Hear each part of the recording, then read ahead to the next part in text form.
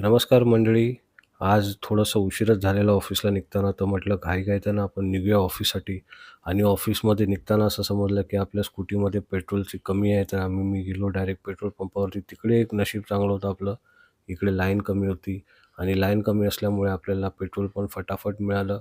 बोललो चल इकडे आपण हवा पण चेक करूया, तर हवा थोडीशी कमी होती आणि त्याच्यामुळे आपण ह्याच्यात आहे ना स्कूटीमध्ये हवा पण भरली. म्हटलं चला आता इकडनं डायरेक्ट आपण जाऊया ऑफिसला. तर ऑफिसला जाताना मला समजलं की माझ्या घड्याळाची जी बॅटरी आहे ती पण संपलेली आणि ती पण पहिलं मग ऑफिसला आलो आणि घड्याळाला चार्जिंगला लावलं. कारण का आजकालची जी डिजिटल जी घड्याळं आहेत, त्याला पर डे आपल्याला चार्जिंग करावी लागते. त्याच्यानंतर मस्त काम वगैरे संपवून आहे ना जेवायला बसलो. इकडे होते आपल्याकडे मस्तपैकी पराठे, चटणी, डाळ आणि भात. तर हे खाल्ला आणि कामाला लागलो. कामावरून निघालो तर असं आपल्याला निदर्शनास आलं आपल्या की आपली जी ज्युपिटर आहे, ती थोडीशी ना म्हणजे धूळ वगैरे जास्त आहे ना इकडे कन्स्ट्रक्शन चालू असल्यामुळे, तर आपल्याला ती वॉश करायची आहे. तर आता येता-येता बघत होतो